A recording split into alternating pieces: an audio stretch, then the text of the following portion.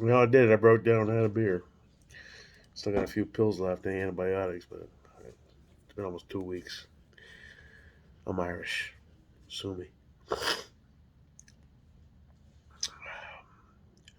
Juicy Smouye.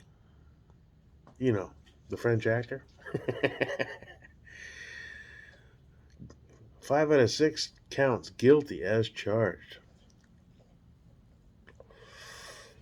Some dude I had no idea existed was blasted on the scene on CNN, MSNBC, and every other major news outlet. The victim of a horrific, racist attack in downtown Chicago at 2 o'clock in the morning when it was almost 20 below zero by Trump supporting MAGA hat wearing white dudes who turned out to be Nigerians. Uh, Beat them up and called them horrible names.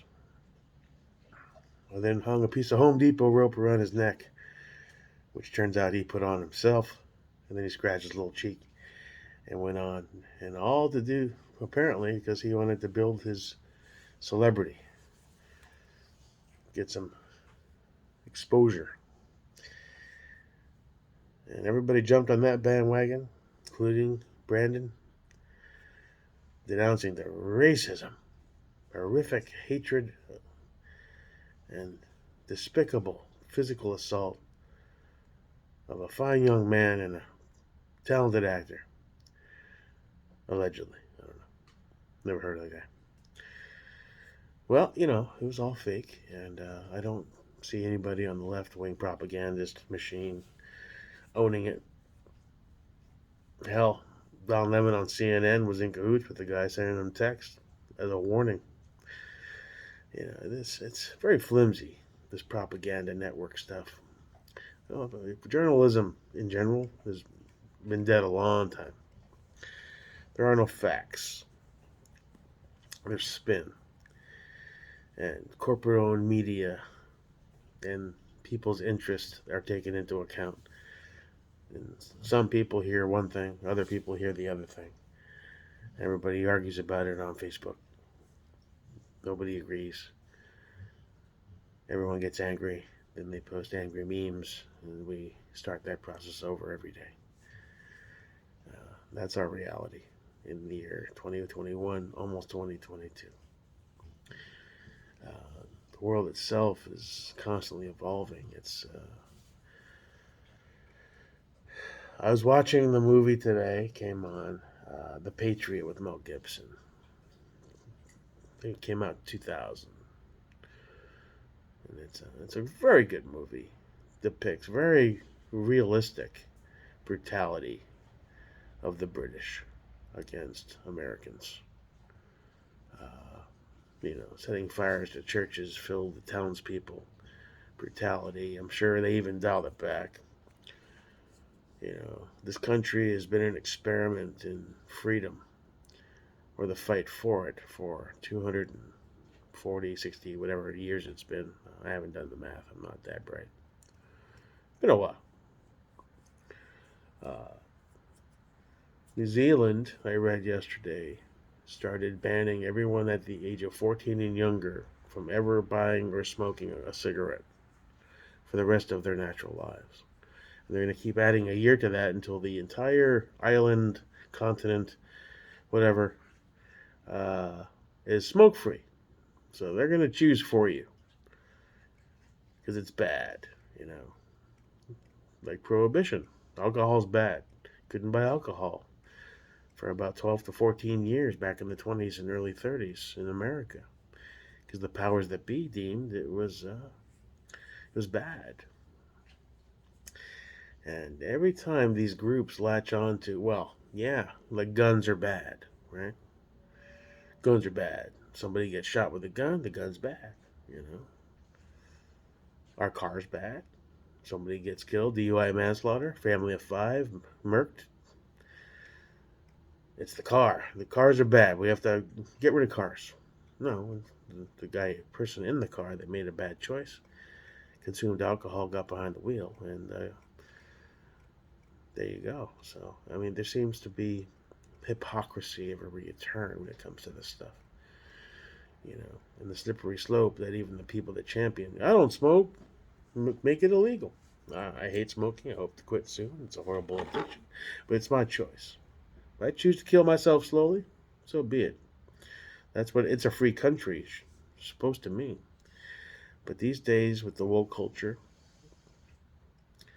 with the cancel culture involved, with the systematic racism where everything is slanted towards uh, empowering groups that at one time, and some of them still, have a positive, believable message to convey. It's all been warped into this tribal mind control type propagandist machine to pit people against each other. And the side effect of that, the sad and potentially destructive side of that, is the destruction of our personal rights and freedoms. And one of the last free nations, if you can call it that, it's not really, but one of the last free nations on the planet. Uh, it's a strange time to be alive. You I'm a generation that's witnessed the evolution of technology. I remember black and white TVs and small little colored TVs, and corded phones and technology and VCRs, and just where it was just getting started, making your life better. The world of tomorrow, today. You mean I can record a live television show and rewind that shit and play it? Wow. You fast forward now, and they control what you can and can't say, what you can and can't post. You have people, groups of people whose job it is to moderate content and fact find, saturated in their own biases and their mandates from their corporate overlords. And they're the ones that control the information that we interact with. And anyone who's ever read 1984 by George Orwell, I did in junior high school. I read it multiple times since then. I remember reading that, saying, "Wow, yeah, that's it's fiction, but it doesn't feel like fiction anymore." It's scary, scary stuff, man. The United States Constitution is a sovereign document. It's what we live by since the founding of this country. And anybody that promotes taking away the rights of anyone is the architect of their own disaster and their own destruction. Because eventually, once they take away the things you don't think we should have, what are they coming after next? Maybe alcohol's bad. Let's ban that. Fast food, anything that's not super healthy. We're going to make that illegal. You're under arrest for the possession of a bacon double cheeseburger. Hands on the hood of your electric car. Gasoline, bad. Fossil fuels, bad. Everyone's got to drive a Prius. Plug it in. Uh, it's a slippery slope, man, and it doesn't take a genius to figure out that rabbit hole expands on its way down, you know what I'm saying? So, just an observation. It's a crazy world we're living in. Most of us have no control over it. We just have to live in it, find our way, go get 3 booster shots, and then you might be able to go to the supermarket and buy that $14.98 loaf of bread that used to be $3 because progress. And I don't know. It's crazy, brothers and sisters. I'm just trying to figure it all out. I'm at just past the halfway point of my life. Hopefully, I have many years to go. I have so many things to do, so many things I want to learn. I want to evolve as a person, learn new skills, primarily CQB based tactical stuff. And I've always wanted to. I've always wanted to learn how to ride a motorcycle. That's on the list. Every time I research to buy, oh, I'm going to buy a used bike. I've always wanted a bike. There's like four more people got killed on motorcycles today. And then I was like, I'm going to get in my big monster truck, put on my seatbelt. You know, you come to a point in your life, and I guess I'm beyond the midlife crisis stage. I'm 47.